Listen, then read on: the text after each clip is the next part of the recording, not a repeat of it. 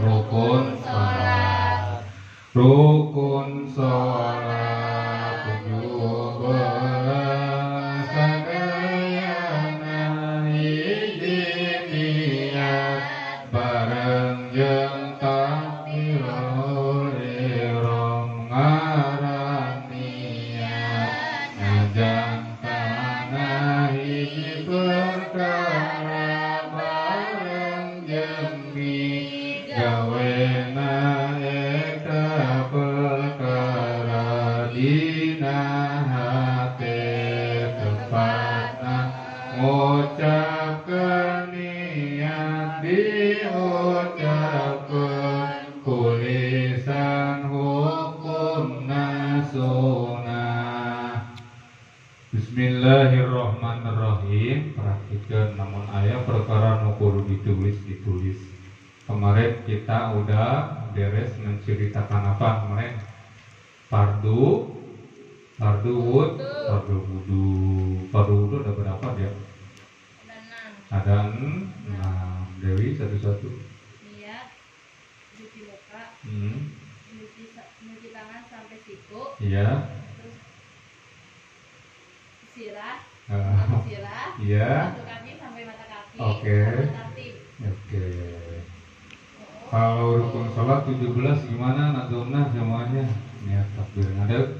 Bismillahirrahmanirrahim. Niat takbir ngadeg maca Fatihah. Rukun tumanina, tidak tumanina, sujud tumanina, lungguh tumanina, lungguh akhir Tahiyat akhir. salawat mani tasbimu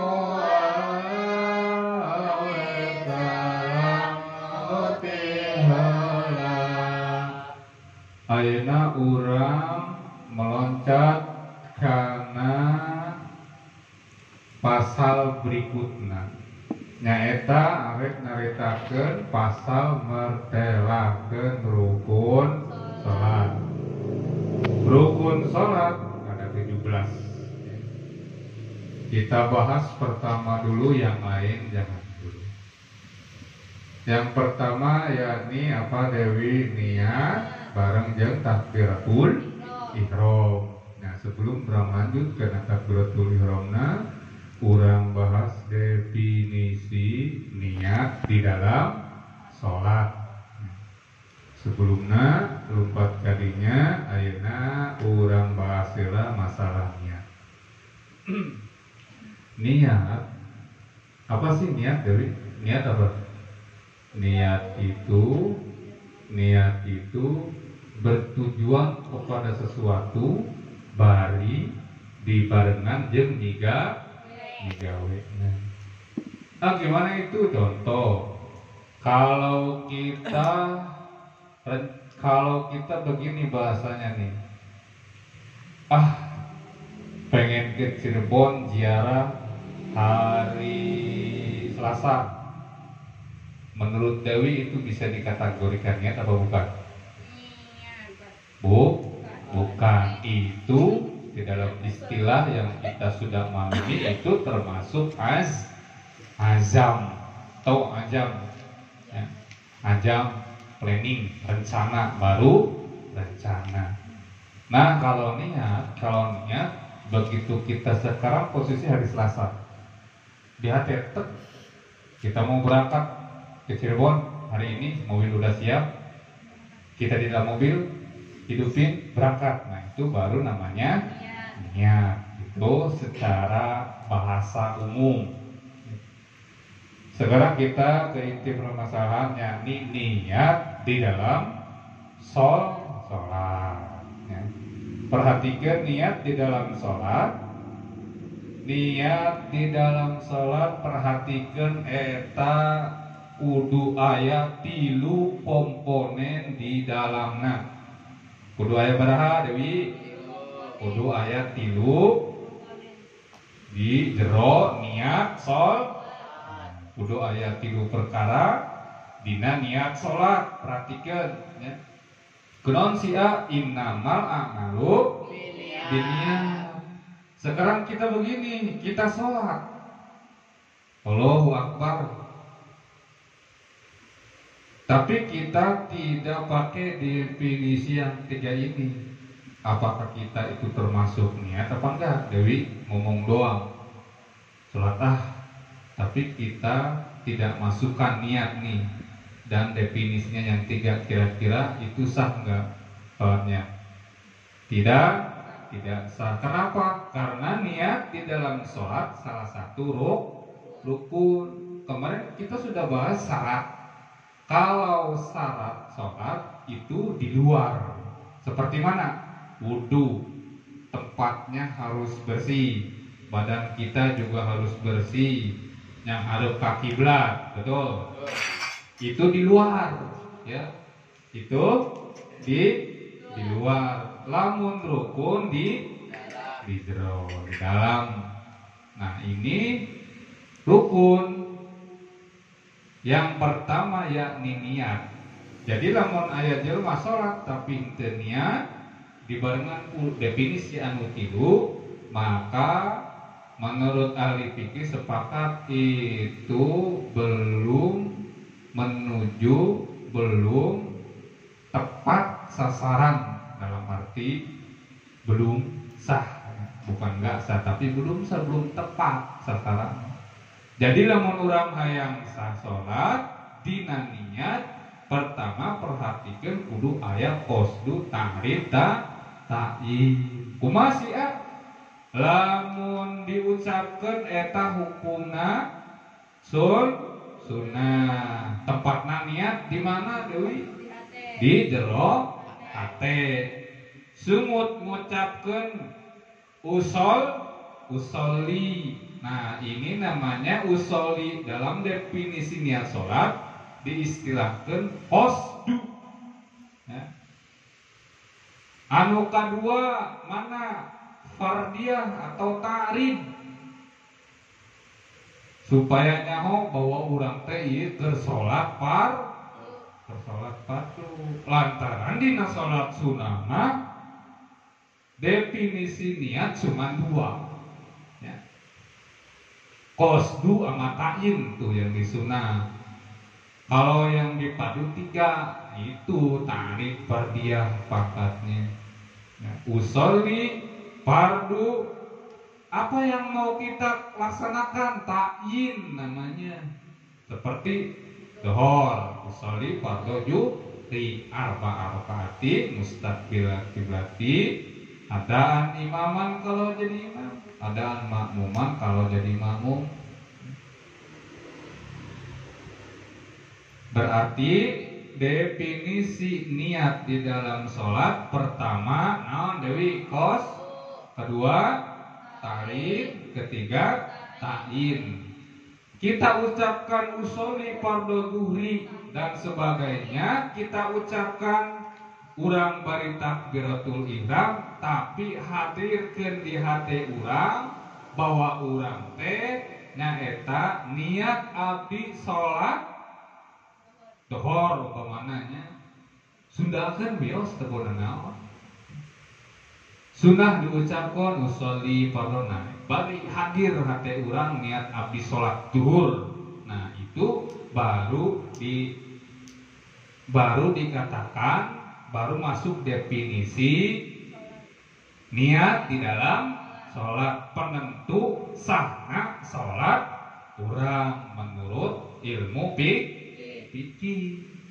Dan dalam ibadah mah Dewi cuman ada 2 perkara dalam ibadah ya. Pertama, zon mukalaf. Apa sih zon mukalaf? Zon mukalaf itu yaitu dugaan yang sudah disepakati oleh para ulama karena melihat riwayat-riwayat yang diriwayatkan oleh para sahabat, karena sahabat melihat, mendengar praktek yang dilakukan oleh Rasulullah. Jadilah buah menjadi zon mukalaf dugaan yang sudah disepakati, bukan dugaan yang tidak pakai ilmiah ya, dugaan yang disepakati oleh As-Sunnah dan Alkitab.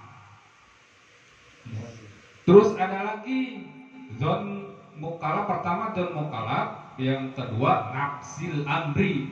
Apa nafsil amri? Nah, di dalam ibadah ada berapa perkara Dewi yang harus kita ketahui? Ada dua. Pertama zon mukalaf, kedua nafsil amri. Nah, kalau nafsil amri mah, kalau kata bahasa kita mah buktinya perkara. Buktinya perkara ya.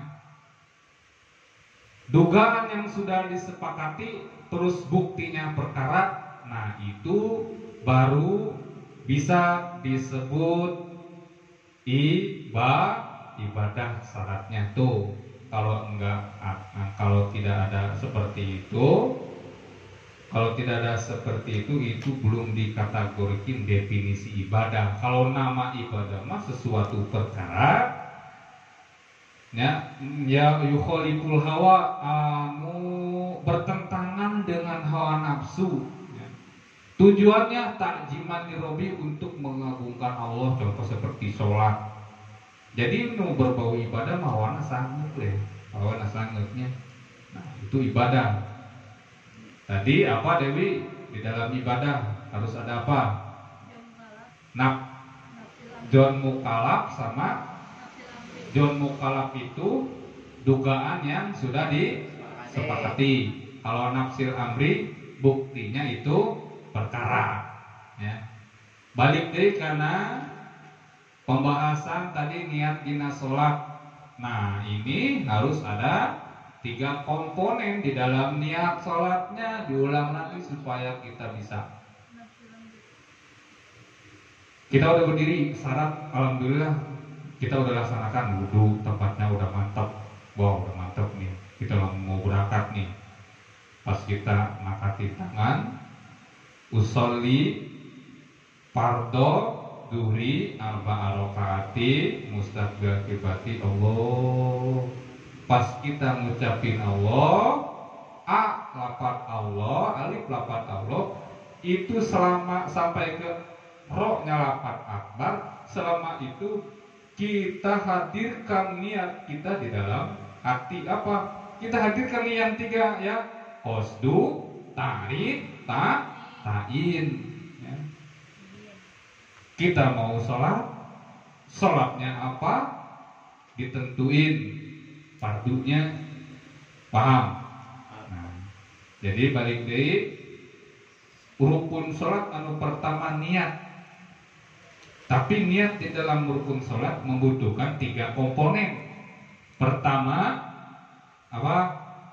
Qasdu, kedua ta'rif, ketiga ta'in. Nah, kalau kita sudah mengaplikasikan 3 perkara, 3 komponen ini kita aplikasikan kepada niat kita, baru menurut kesepakatan para ulama, terutama mazhab Syafi'i yang ditukil ya, dari berbagai kitab yang dipopulerkan oleh Imam Rafi'i dan Imam Nawawi, terus disampaikan oleh Ibnu Hajar al-Asqalani, terus dibukukan sama Syekh Jainuddin al-Maribali dalam kitab Fathul Mu'in.